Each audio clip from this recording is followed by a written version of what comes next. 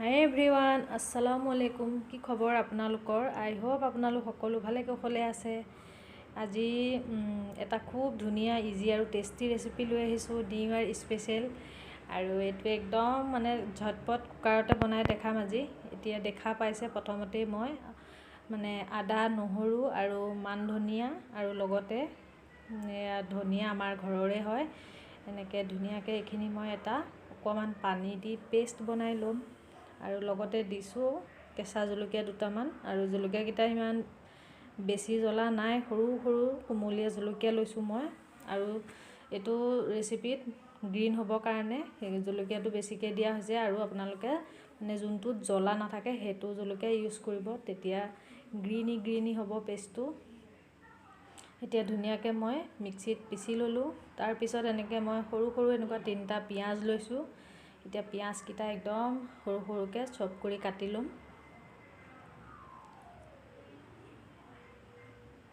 এয়া ধুনীয়াকৈ মই এতিয়া সৰু সৰুকৈ এনেকৈ চপ কৰি লৈছোঁ। আৰু পিঁয়াজটো আপোনালোকে মিক্সিত মাৰি পেষ্ট বনাইও ল'ব পাৰিব। মই এনেকৈ সৰু সৰুকৈ চপ কৰি দিছোঁ। আৰু এইটো ধনিয়া চিকেনটো বনাবলৈ খুব সহজ হয়, আৰু খাবলৈ যে কেনেকুৱা সোৱাদ হয় নহয় ক'ব নোৱাৰি। গোন্ধটো আপোনালোকে বনাই থাকোঁতে নিজে গম পাব, এবাৰ ট্ৰাই মাৰি চাব। আৰু যদি ভিডিঅ'টো চাই আপোনালোকৰ ভাল লাগে, অকণো কিবা এটা আপোনালোকে মোৰ ৰেচিপিটোৰ থ্ৰুৱেদি কিবা এটা শিকিব পাৰিছে, তেনেহ'লে আপোনালোকে মোৰ ভিডিঅ'টো প্লিজ লাইক, শ্বেয়াৰ, কমেণ্ট আৰু ছাবস্ক্ৰাইব কৰি দিব। আৰু কাষত থকা বেল আইকনটো প্ৰেছ কৰি অল কৰি দিব। যিসকলে প্ৰথমবাৰৰ বাবে চাই আছে, চেনেলটো ছাবস্ক্ৰাইব কৰি ল'ব, তেতিয়া ভিডিঅ' ন'টিফিকেশ্যনবোৰ আগতীয়াকৈ পাই থাকিব। তাৰপিছত এতিয়া মই এটা কুকাৰ পাতি লৈছোঁ। কুকাৰত মই অলপমান মিঠাতেল দি ল'লোঁ। মিঠাতেলটো আপোনালোকে কম বেছি যোনে যিমানখিনি ইউজ কৰে সিমানখিনি দি ল'ব পাৰিব। তাৰপিছত 1 চামুচ বাটাৰ দিছোঁ মই ইয়াতে। আৰু বাটাৰটো ডাইৰেক্ট কুকাৰটোতে দি নিদিব বাটাৰখিনি, নহ'লে জ্বলি যাব। সেইকাৰণে মিঠাতেলখিনিৰ লগত মই ওপৰত দিছোঁ বাটাৰ। আৰু লগতে মই দিছোঁ লং, ইলাচি আৰু ডালচেনি। ইলাচি 3-4টা দিছোঁ, আৰু ডালচেনি সৰু সৰু টুকুৰা 3টামান দিছোঁ, আৰু লং দিছোঁ 2টা। তাৰপিছত কাটি লোৱা পিঁয়াজখিনি ইয়াতে ধুনীয়াকৈ দেখিছে একদম গল্ডেন ব্ৰাউন হোৱালৈকে ভাজি ল'লোঁ। এতিয়া লোকেল চিকেনখিনি ইয়াতে দি দিলোঁ। আৰু আপোনালোকে এইটো ব্ৰইলাৰ চিকেন দিও বনাব পাৰিব বা লোকেল দিও বনাব পাৰিব। লোকেলটো দি বেছি টেষ্টি হয় খাবলৈ, আপোনালোকে এবাৰ ট্ৰাই কৰি চাব। এতিয়া ধুনীয়াকৈ 2-3 মিনিটমান এনেকৈ মই পিঁয়াজখিনিতে একো নিদিয়াকৈ চিকেনটো ফ্ৰাই কৰি ল'ম, অকণমান ভাজি ল'ম।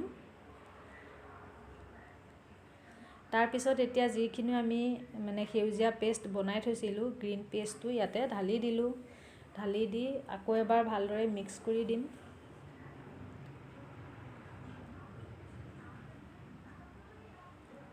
এয়া চাওক, মিক্স কৰি তাৰপিছত দেখিছে ছাইডেদি অকণ অইল ওলাই আহিছে। এনেকৈ অকণমান 2 মিনিটমান ভাজি ল'ব। তাৰপিছত ইয়াতে অকণমান হালধি পাউডাৰ, অকণমান ধনিয়া পাউডাৰ, তাৰপিছত ইয়াতে অকণমান জলকীয়া গুড়ি দিছোঁ, আৰু জিৰা পাউডাৰ অকণ, আৰু জালুকৰ গুড়ি অকণ দিছোঁ। বেলেগ একো মছলা ইউজ কৰা নাই। সোৱাদ অনুসৰি নিমখ ঢালি দিলোঁ। দিয়াৰ পিছত এতিয়া আকৌ 2 মিনিটমান ধুনীয়াকৈ ভাজি ল'ম। দেখিব ছাইডৰ পৰা তেল এৰিবলৈ আৰম্ভ হৈছে এয়া। আৰু এনেকৈ ভাজি থকা অৱস্থাতে ইমানেই ধুনীয়া এটা সুগন্ধি ওলাই নহয়, এয়া দেখিছে একদম তেলটো বিৰিঙি বিৰিঙি ছাইডৰ পৰা ওলাই পৰিছে। এতিয়া আমাৰ চিকেনটো ভাজা হৈ গৈছে। ইয়াত এতিয়া আমি গৰম পানী ইউজ কৰিম। আৰু আপোনালোকে যদি ইয়াতে কিবা চব্জি এড কৰিম বুলি ভাবে, চিকেনত যোনে চব্জি খাই ভাল পায়, মই ইয়াতে আলু ব্যৱহাৰ কৰিম। 2টা এনেকৈ আলু কাটি দিছোঁ মই, বেছি আলু দিয়া নাই। এনেকৈ আলু 2টা দুফাল দুফাল কৰি এনেকৈ কাটি দিলোঁ। এতিয়া আলুখিনি দি প্ৰায় 1 মিনিটমান এনেকৈ ভাজি লৈছোঁ। তাৰপিছত গৰম পানী ব্যৱহাৰ কৰিম। আৰু এইটো বহুত ধৰণে বনাব পাৰি। মই আজি একদম ইজি মেথডটো দেখাই দিছোঁ। একদম ঝটপট, বহুত সোনকালে বনাই খাব পৰা এইটো ৰেচিপি। আৰু কুকাৰত সেইকাৰণেই বনাইছোঁ। আপোনালোকে ধৰক যদি কোনোবা বাহিৰত ওলাই চাকৰি কৰা মানুহ আছে, ওলাই যোৱা বা ষ্টুডেণ্টসকলে যদি চাই আছে, সিহঁতৰ কাৰণে বহুত ভাল হ'ব। সেইকাৰণে মই এনেকৈ কুকাৰত বনাই দেখাইছোঁ। এতিয়া গৰম পানী ঢালি দিলোঁ, তাৰপিছত এয়া দেখিছে কি ধুনীয়াকৈ উতল আহি আছে। মই ঢাকনা লগাই দিলোঁ।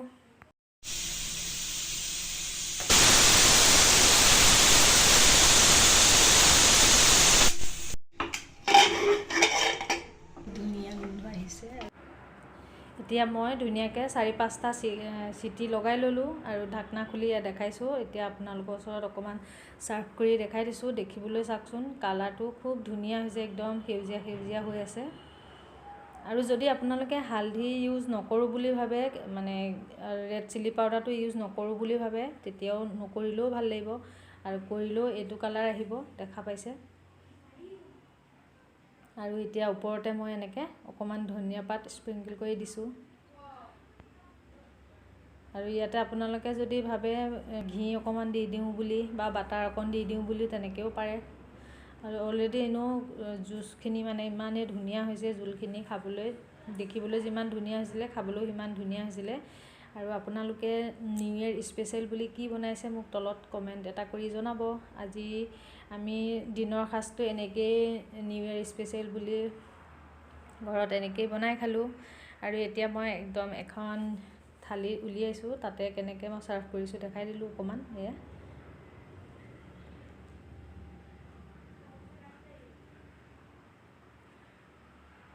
আৰু ভিডিঅ'টো যদি চাই ভাল লাগিছে, তেনেহ'লে লাইক শ্বেয়াৰ কমেণ্ট কৰি দিব। আজিলৈ ৰাখিছোঁ, বাই বাই।